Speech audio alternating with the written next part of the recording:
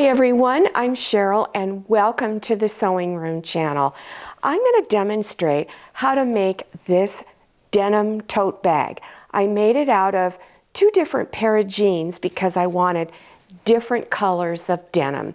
You don't have to do that, you can do it all out of one. This denim bag has a zipper closure at the top, and I also will demonstrate how to put a pocket on the inside. I do want to suggest one thing that'll make life a lot easier for you. I highly recommend you use a denim sewing machine needle size 100/16. I recommend you use denim jeans that have a wide leg. It doesn't mean you can't use skinny jeans, but you have more area for the bag. I used the lower legs to cut my pieces out. So I needed two lower legs that were 14-inch by 16-inch. For some of the pieces of denim that you'll need, you might be able to cut them out of the upper portion of the pants.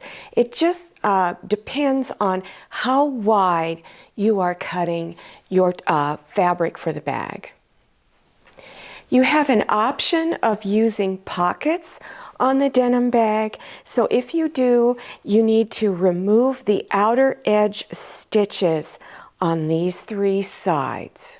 Now on the back side of your denim, you want to take the fleece, and I've cut it 13.5 by 15.5, and then fuse it on the back side of the fabric. You can follow package instructions for fusing. It's a very, very simple process. Then at two bottom corners, you're going to take a ruler and put your 1-inch lines on the edges of the fabric, and then trace around it. And then go ahead and cut the corners out. One thing I wanted to point out that I didn't mention earlier is I decided to take this seam that has the stitching on it to be in the center front of the bag. You can pick the other seam if you like that does not have this top stitching.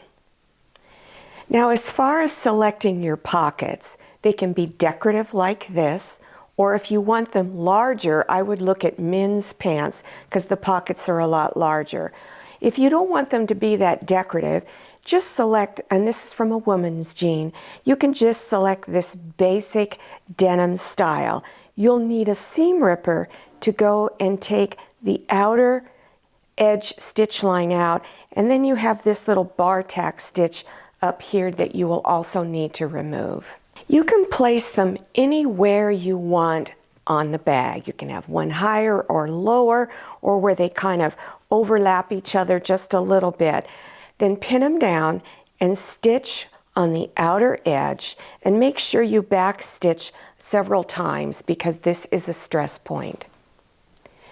To make the straps, I'm using denim fabric that's a different color of denim. It's a little darker, and I've cut it 2 inches wide by 24 inches long. You can make your straps any width and any length that you like. After you cut them out, fold the edges in about 1/4 inch on each side and press. Then fold them together and press. Then on each side of the strap, you're going to stitch the full length from one end to the other.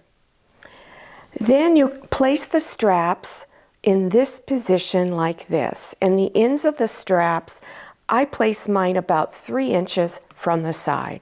So go in 3 inches and place them down. Then you're going to stitch close up to the edge just to hold them in place and stitch back and forth several times.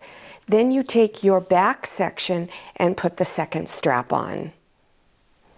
Now you will need to cut 2 strips of denim that are 2 inches wide by 12.5 inches long. And you'll need to do the same thing for the lining. Cut 2 that are the same size. This strip is going to go on each side of the zipper. you want to bring the front sides of the fabric together. Those are the darkest sides. And you're going to stitch on 3 edges.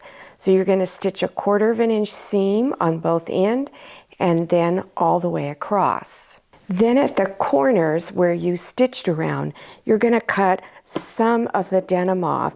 And you want to leave about 1/8 inch around that corner. Reach inside and turn it front side out. Then you want to press both of them flat. So you're making 2 of those and they go on each side of the zipper. So place it up near the zipper teeth. Don't get too close because you want to make sure it's easy to open the zipper. And then stitch it down on both sides and make sure you put your zipper foot on. On each end of the zipper, you're going to need to cut a piece of fabric for each end. So you'll cut 2 pieces, 1.5 by 2.5 inches. On each piece, you're going to fold the ends over just slightly under 1/4 inch, and you're folding it towards the back of the fabric, the not so pretty side, and press it. Then take and fold it in half, and your zipper, including the zipper tape, is about 1 inch wide. So you want to stitch on each side slightly less than 1/4 inch. So stitch on this side and then this side, and then turn it front side out. And then insert the ends of the zipper tape inside and then stitch across close to the edge of the fabric, and you also do it at the other end. Now take the raw edge here that's attached to the zipper, and you're going to center it on the bag up here at the top. And then you're just going to do a basting stitch to hold it in place, and you're going to stitch close to the edge all the way across. Then you go ahead and stitch the other side onto the other side of the back. Now bring the back side of your sections together, the front and back section. Make sure you unzip your zipper, and you're going to stitch a 1/4 inch seam along this edge over here, and then the bottom edge. Now we're going to stitch the boxed corners. Now I only had you cut out a 1 inch boxed corner. That will give you a depth from front to back of 2 inches in the bag. If you feel you would like a deeper bag, then you would cut a 1.5 inch square up to 2 inches. Just remember, it shrinks the bottom of the bag the more you do it. So no matter what size you decide to cut, you want to reach in. You're going to pull this side and this side away from each other, bringing the seams together. So you just pull away like this and bring the seams together. Now I've got one that's all done. So as you're pinning it, you have the seams matched together like you see here, and then stitch a 1/4 inch across. Reach inside the bag and turn it front side out. At each lower corner, push the boxed corners out. Cut 2 lining pieces that are also 14 inches wide by 16 inches long. And then on each piece, you're going to cut out the lower corner 1 inch square on each lower corner. I'm going to show you how to put a pocket to your fabric on the inside. You'll need 2 pieces that are 6.5 by 9.5 inches square. You're going to stitch around all 4 sides doing a 1/4 inch seam and leave about a 2 to 3 inch opening on one side. Now trim some of the fabric off on all 4 corners like that, leaving about 1/8 inch fabric. Then go to your little opening, reach inside and turn it front side out. After turning it front side out, make sure you reach in and poke all 4 corners out. Then you want to go to your ironing board and press all your seams flat. While you're pressing, you want to turn your opening edges in 1/4 of an inch so that it lines up with this edge, and press those flat. Then center it across the width of the bag. This is 14 inches going across here. And you can place it up real high or low. I've kind of put it just slightly above the midpoint. And then you're going to pin it down, back stitch both at the top corners here, and stitch around close to the edge.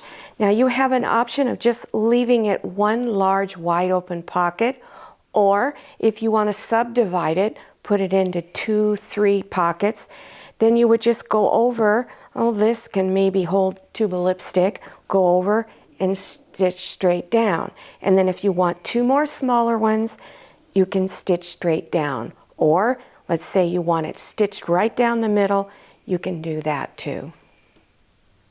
Now you're going to stitch on 3 sides. So stitch a 1/4 inch seam along the bottom, 1/4 inch seam along here, and also a 1/4 inch seam on this side.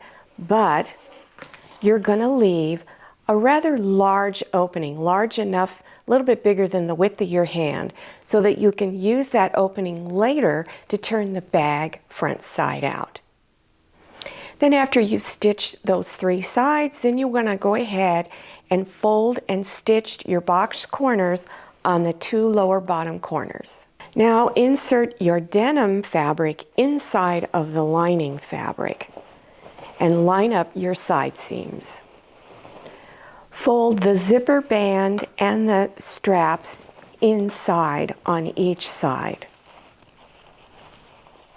Before you pin the lining to the upper edge of the denim fabric, you want to push your zipper at each end on the side of the denim fabric.